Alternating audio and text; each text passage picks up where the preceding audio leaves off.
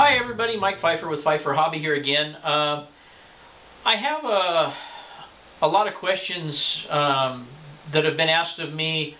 Guys are building layouts, and obviously we're all into compressing things down, and a lot of guys have some sharp radiuses or relatively sharp radiuses, not necessarily super sharp. But anyway, they complain about the way their cars look, especially modern cars and locomotives going around those curves, and what do you do about it? Or they want to, first thing they want to do is make the curves bigger, but then it spreads the layout out and they don't have room to do what they want. So what we're going to do today is we're going to discuss view blocks. Since I get asked this question all the time, how do you hide these things, or what do you do in these circumstances? We're going to go around my layout here, and we're going to look at the different view blocks that I've used and what they've accomplished and what I think they do for the layout, or anybody's layout for that matter. So let's go take a look and see what's going on. Okay guys, one of the most common things, of course, is bridges and tunnels and mountains, and here we have an example of all of that. The train comes in from the left-hand side here, crosses across the bridge, which gives some scenic value. Then it enters the mountain, and it disappears for a short period of time and exits at another place, and you guys know where they're at. But that's the most common thing, is for guys to build a mountain or something. When it comes to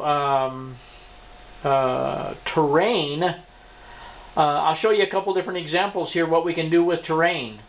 So let's move on. Okay guys, here's a combination of terrain, tunnels, and using another structure. In this case, this trestle here as a view block. I have two-track main back there that comes out of a tunnel portal. Obviously that goes in somewhere else, hides the trackage within the mountain, but it's in view here. But I didn't necessarily want it to be in view here because this is kind of like the mountainous area, so I didn't want it to be completely seen and very obvious that two tracks were going to be there. So I needed a track to go over to the mine, so we put in this trestle here, and the trestle acts as a view block for the two tracks behind it, so the two tracks are not that obvious. Let's move on to another piece of terrain that acts as a view block. Okay, back in this corner here, what I have is a 15 and 16 inch radius super elevated curve back there. Some of the longer passenger cars, just even on those radiuses, don't look that great. So what you have here is you have a terrain structure in front of the mesa there that basically hides the track. So when the cars are rounding that curve, you don't see the cars on the curve per se. You see them entering the curve, but not necessarily in the middle of the curve. And even there's a small space there to the right of the hill, and when they get past that small space, then the bridge girder, even though it's only an inch high or so, kind of hides the fact that those cars are overhanging the track. So that's kind of a combination in this particular corner of the terrain and a bridge hiding the track. So let's move on to one other thing I did.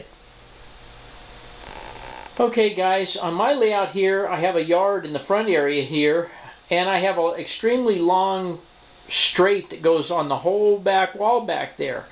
And when I first built it, I thought, man, that's really monotonous. So once again, what I started to do is build some landforms in front of it, and you can see one right here, just above the trading post there. It's just a little bitty hill, but it breaks up the monotony between the trading post and the background hill. It just blanks the cars out slightly as they're going up the grade. And now if I swing around like this, I decided to build another one that was even bigger. And it's basically not even a tunnel, it's a cut. There's just a cut through there. It doesn't, inside the cut doesn't really add anything to the layout, but the cut itself allowed me a place to put my ghost town. And in conjunction with that, it hides a whole segment of a long train. So it breaks up, not only breaks up the monotony of the straight track, it breaks up the monotony of a long straight train. So as I pan along here, you can see that, you see the locomotives up in front. Once again, a bridge they cross up there, another monotony breaker.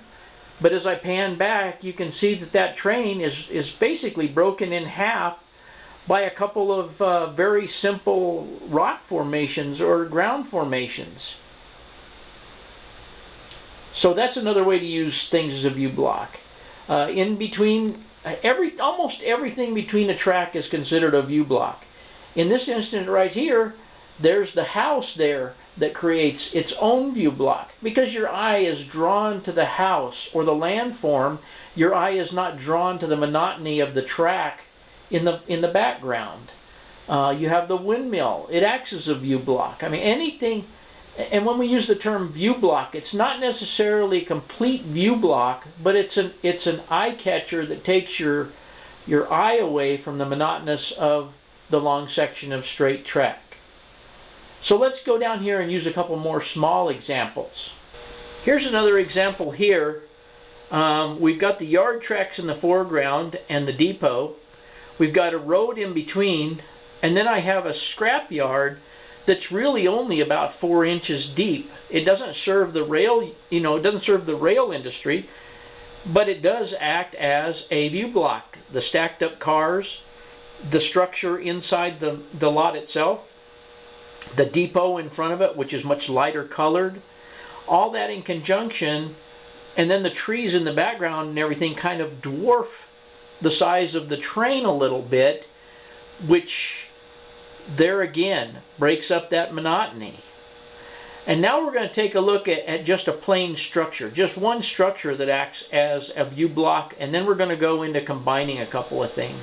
Okay, here we see some tracks in the foreground, which is basically the south end of the yard exiting onto the main. And you guys, of course, have seen all these buildings. This is my car repair shop. I took some buildings out from behind it, and I now have this building back here, which is just a 3-story structure under construction by Tommy Tech. I just used that to fill in where I had taken the original junkyard out. But anyway, because of the height of these buildings here, you can see that they basically obliterate the track in the background. Yet I have scenery on the backdrop back there, which gives you the impression of very far distance, even though there's a track no more than about 6 or 7 inches away from the back of these buildings, and a road for that matter. So that's a strategic use of a structure.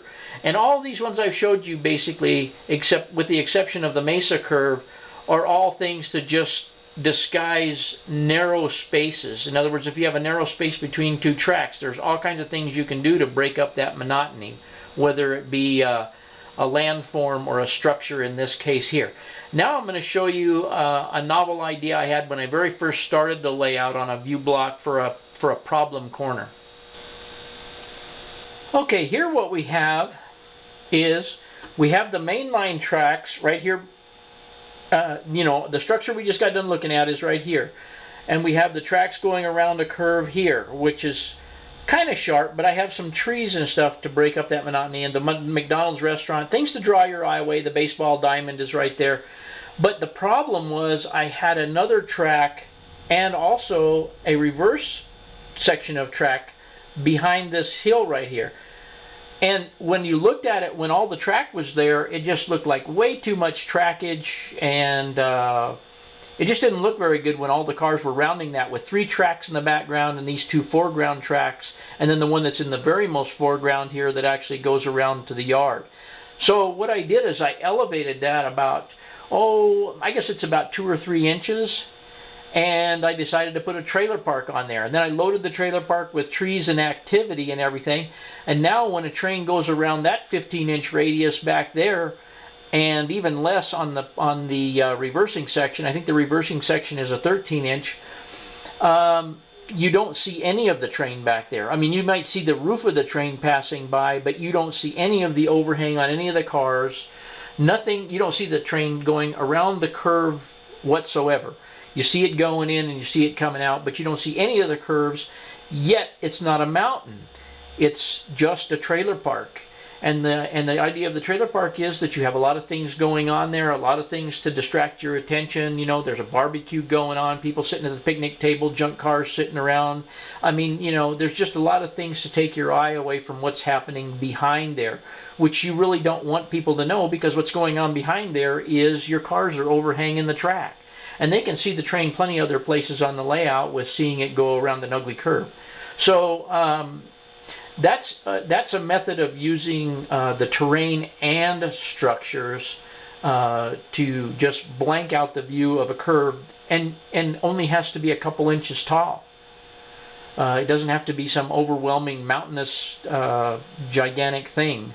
And this is one thing that I had a hard time learning over a period of time, is that things that you use as view blocks keep people from seeing things you don't want them to see on a railroad. Don't necessarily take something gigantic. It took me a while to get the hang of that, but I've learned how to make it fairly successful, and so I don't want people to see that train going around that track back there, and they don't see it, yet I still have scenic value there. Now we're going to swing around and look at the town area, and I'll go into a couple more very unusual things that I did. Okay, when I said unusual, we're not to the unusual part yet, but what I did here in the town area is I've got a lot of hustle and bustle in the foreground, and I built this overpass out of a Rick's kit simply as a way, well, to get the road from one side to the other without having a railroad crossing there, but it adds some visual impact. And then the industries behind, some of them are full depth. For instance, the old Schmelly Meat building. The building behind it is only about an inch thick, and the track is behind there. In fact, if you look right over in there, I took the Woods Furniture building out of there, and you can actually see the double main line there. But none of that stuff is attached down back there, so if I have a derailment back there, all I have to do is lean over the board here. I can pull a couple of those buildings out, or if I can grab the train from back there, I still have access to that area from the front side. But in this case, it's not terrain, it's strictly structures that hide that track back there. The only exception would be you can partially see a train when it goes through here, even though there's a stock pen there. And the stock pen itself even lends itself to being, and this big tree, of course, right here, but those things lend themselves to just being a partial view block. And as I kind of swing around this way, what happens is that the foreground track makes a loop right in front of me here. The track that you see back here in the background goes out through the backdrop into and a lot of you guys already know this, into a window in the garage. And then it's outside of the layout behind these full depth structures over here. And going out to the garage with a window is kind of a novel idea. I don't know too many people that have done that, if any, but I'm sure there is somebody. But it allowed me to put in these full-depth buildings there. So even though the track goes out there and is making a curve behind those buildings, I have full-depth buildings there, and you don't see any evidence of there being any track there. Now we're going to move over here to my left just a little bit, and I'll show you something that really presented a problem to me, and we'll get into how I took care of that issue. Okay, now, on the last portion of the video, we talked about how it went out into the garage, into a window. If I was to lower the camera down here, say about the angle of my finger right here, you'd be able to see underneath that bridge and underneath that clump of trees there, through the window out into the garage. Well, before that overpass was there and those trees, I could not figure out how to block this massive amount of sunlight coming in through this window opening back there. How was I going to take care of that? Well, this was the solution. I put up some foam core board on either side, and then I adhered to the inside of the foam core board the foliage on each side, and then all I did was just put the clump foliage on top. There's no actual physical structure there, just the clump foliage over the top of that. And what that helps do is that incoming sunlight is dissipated into the greenery there. It kind of gives the impression that there's light coming from behind those trees back in the distance somewhere, but does not necessarily, unless you bend down, let you look out through that window. Because I couldn't do that many trees all the way up as close to us as I would like to, or I didn't feel like I could, all the way up here to the church, I decided to build another overpass.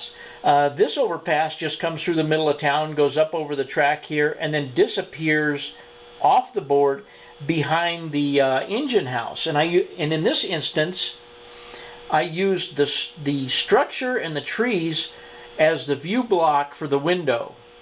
Then I used the engine house as a view block for the overpass that disappears into the backdrop, if that makes sense. So I used one view block to block another view block in this instance. And you'll see where the pickup truck is sitting here. The little dirt service road goes around behind the roundhouse there and disappears between the overpass and the back of the roundhouse. And it gives you the impression that there's things back there, but in reality there isn't anything back there but a wall. So that's an instance of using a view block to block a view block. And then I guess now there's not really many other things that I can get to. I'll just show you on around the layout. Since we started on one end, I'm just going to finish up by coming around here to the other end and show you a couple of 2 or 3 structures here that I used to break up the monotony of the yard itself. Okay guys, we've actually made our way around to the other end of the layout here, and you guys of course have seen all of this and are pretty familiar with this. But view blocks don't necessarily have to block track. They can block other types of scenery to give you the impression there's more scenery in between. And you've seen that displayed already here, so there's no sense in really going over that again.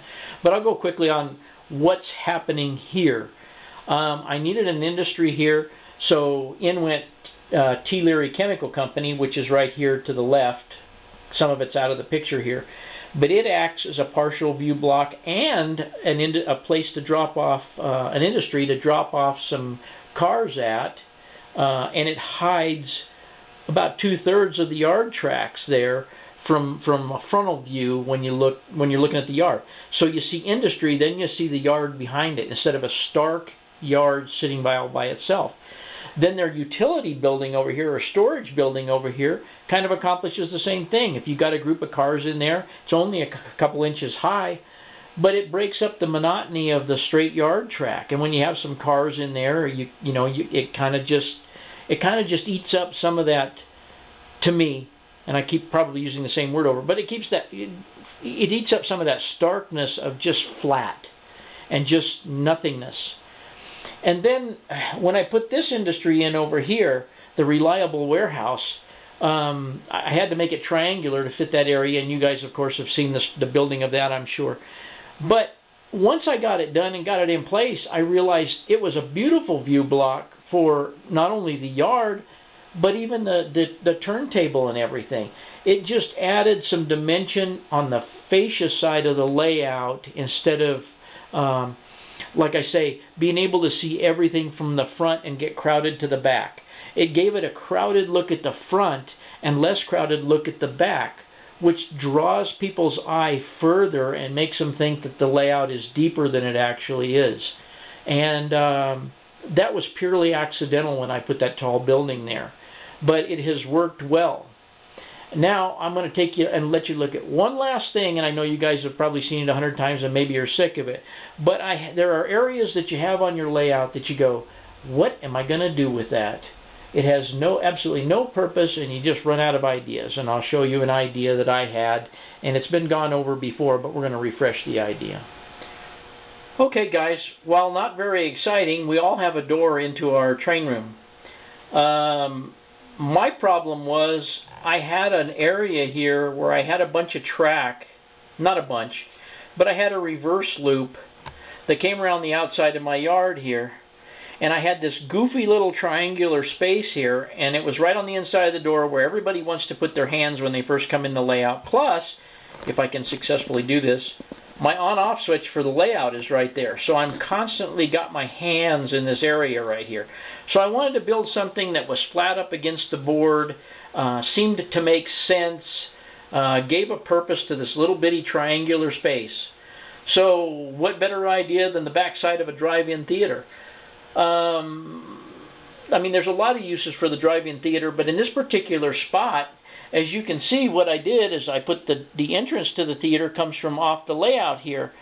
And then we have the sign, the drive-in sign, as if it was facing a road that would be going this direction or parallel to the entrance area. And that the cars would turn into the theater here and then go in and go around the back side of the screen. And in reality, that whole scene there, not including the drive-in sign, is only about 4 or 5 inches deep. Yet it adds a lot of visual impact to that area, and actually, in my opinion, looks like it belongs there. It's been there ever since I built the layout. Well, it's been there since I modified this area of the layout, not since the very beginning. But I just thought it was a real good use of space that you don't have room for a railroad-related industry to be in. So that was a solution to a little corner. So there's all kinds of ideas, pardon me, that you can come up with to fill small areas, either with just scenery, people camping, a little stream. I could have just as well put a little angular stream along there. There's any number of ideas that one can use to fill up these little tiny areas. But I see a lot of layouts that have one of two things, either too much track or not enough scenery. And I think I'm getting to the point where I have too much scenery and a little too much track. But, you know, it's my opinion, at least of my own layout. But guys in general have a tendency to put too much track or not enough track and too much barren scenery, in my opinion. But my opinion doesn't count for much, even here at home. But that being said, this is just my brief overview of using view blocks and you know, to separate your background from your foreground. And I'm hoping that this helps you guys. It's something that I get questioned about, and I just put off doing in video form. So I hope you guys enjoy this video. Well, guys, there you have it. I hope this was useful, and like I say, I get asked questions all the time on how to separate tracks that are pretty close together, and how do you deal with linear layouts when you've got tracks that are so close together. And pretty much that's how I deal with it. So anyway, I hope you guys enjoyed the video, and as I always say, come back and see us on the next one. And glad you guys took a look. Take care.